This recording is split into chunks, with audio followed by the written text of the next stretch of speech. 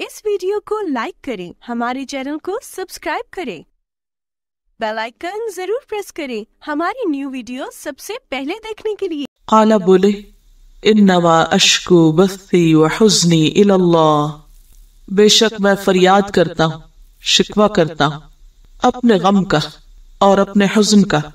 अब बस भी गम है और हुज़्न भी गम है। बस कहते हैं बखेरने को, पीछे आप पढ़ चुके हैं। वबस्स फीहा मिन कुल्लि दाब्बा, तो बस्सा कहते हैं बखेर दिए, जाहिर होना, राज जाहिर कर बैठना या गम जाहिर कर बैठना। मैं अपना गम यानी जो जाहिर हो जाता है और वो जो मेरे दिल में है उसे मैं अल्लाह के सामने रखता हूँ। ये होता है सब्र जमील, कि इंसान अपने गम अपने दुख की दास्तान अपने रब को सुनाए, अपने रब के सामने रखे। आपको याद होगा कि ताइफ से वापसी पर आप सल्लल्लाहु अलैहि वसल्लम ने जो दुआ पढ़ी थी उसमें भी क्या अल्फाज आते हैं, ऐ अल्लाह मैं अपनी कमजोरी और नातवानी और किल्लत असबाब और लोगों पर अपनी कमजोरी तेरे हुजूर जाहिर करता हूँ। यानी जो भी लोग मुझसे सलूक करते हैं उसकी शिकायत तुझसे करता हूँ। कुछ लोगों की आदत क्या होती है कि जब कोई उनके साथ बुरा करे तो हर एक से जिक्र करते रहते हैं, या अरहमुर राहिमीन, तू मेरा और तमाम कमजोरों का परवरदिगार है, तू मुझे किसके सुपुर्द करेगा, ऐसे दूर दराज शख्स के जो मेरे साथ तुरशरुई से पेश आए, या ऐसे दुश्मन के सुपुर्द करेगा जिसे तूने मेरे उमूर का मालिक बना दिया। अगर मुझ पर तेरा गजब नहीं तो फिर मुझे कोई परवाह नहीं, यानी लोगों की बदसलूकी और बदअखलाकी की, लेकिन तेरी तरफ से खैर व आफियत मेरे लिए बहुत वसी है। मैं तेरे चेहरे के उस नूर की पनाह चाहता हूँ जिससे तमाम अंधेरे रोशन और दुनिया और आखिरत के तमाम उमूर दुरुस्त हो गए।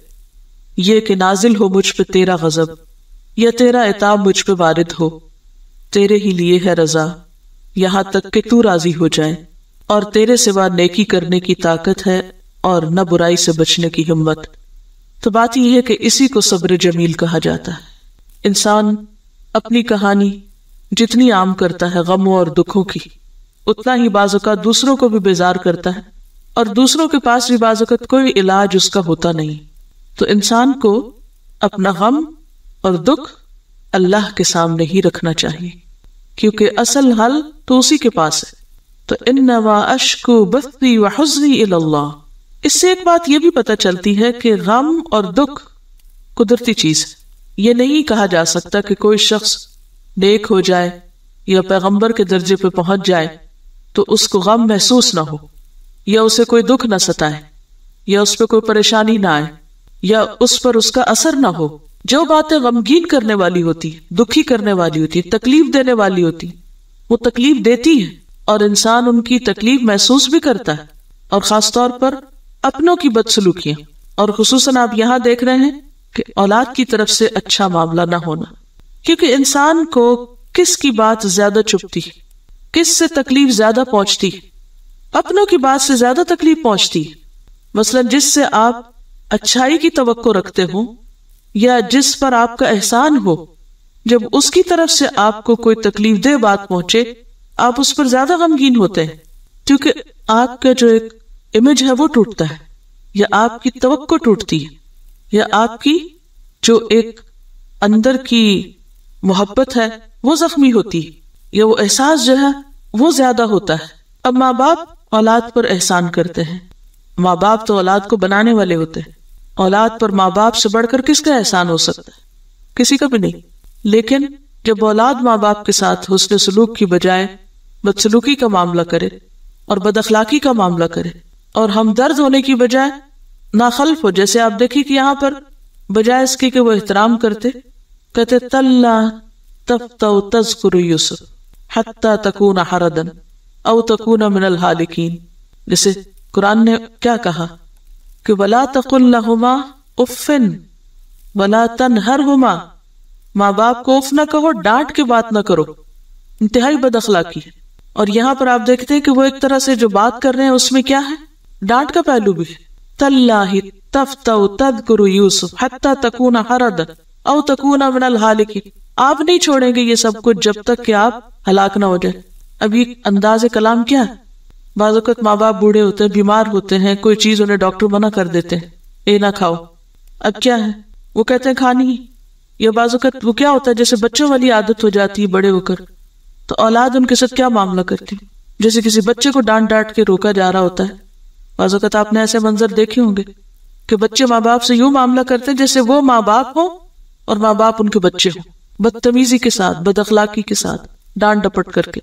ایسے میں آپ دیکھیے کہ اولاد کے ہاتھوں جب ماں باپ کی بے عزتی ہو یا بد اخلاقی ہو تو ماں باپ کے دل کا حال کیا ہو سکتا ہے، وہ اس دکھ کی کیفیت کیا ہو سکتی ہے کہ ایک طرف یوسف نہیں، دوسری طرف دو اور بھی وہاں رہ گئے، اور یہ جو باقی آئے ہیں یہ کس قسم کی گفتگو کر رہے ہیں.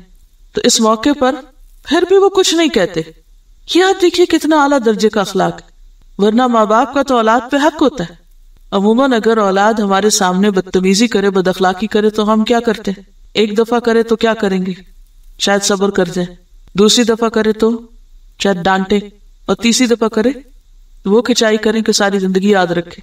عام طور پہ تو مائیں یہی کرتی ہیں، چھوٹی چھوٹی بات پہ، بات بے بات پہ ڈانٹ ڈپٹ اور مار پٹائی تو ایک عام سی چیز ہے.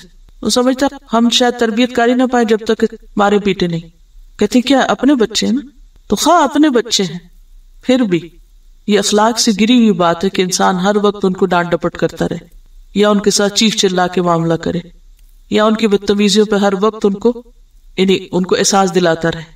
تو بہترین تربیت کا ایک طریقہ یہ بھی ہے کہ انسان دوسروں کی غلطیوں پر درگزر کرے.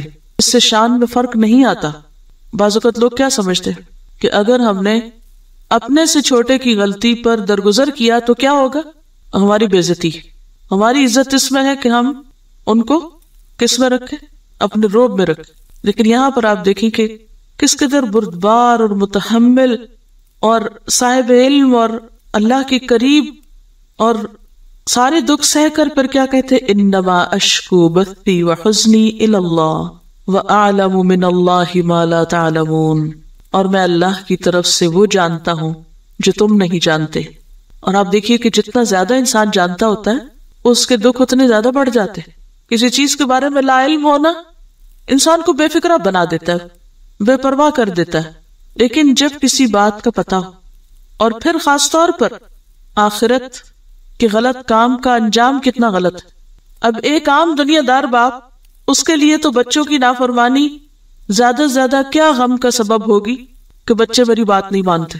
لیکن جس باپ کو یا ماں کو یہ پتا ہو کہ ان کی نافرمانی ان کی دنیا نہیں آخرت کے لیے بھی نقصان دہ، تو اس کا دکھ کتنا بڑا ہوگا، کتنا زیادہ ہوگا. بعض اوقات انسان دیکھے نا خود غرض ہوتا ہے، وہ کہتا ہے اچھا انہوں نے میرے ساتھ اچھا نہیں کیا. بہت سے ماں باپ بددعائیں دینا شروع کر دیتے ہیں. یہ بڑی کامن سی بات. اچھے بڑے سمجھدار لوگ چھوٹی چھوٹی بات پر بددعائیں شروع کر دیتے، دھمکیاں دینے لگتے. تم دیکھنا تو صحیح تمہارے ساتھ ہوتا کیا ہے. اب آپ دیکھیں کہ ایک دنیا پرست شخص تو یہ باتیں کر سکتا ہے، لیکن جس کو یہ یقین ہو کہ آخرت میں پکڑ ہے تو وہ اپنے کسی عزیز پیارے کے لیے اب اس کی آخرت کو بھی بگڑتے نہیں دیکھ سکتا.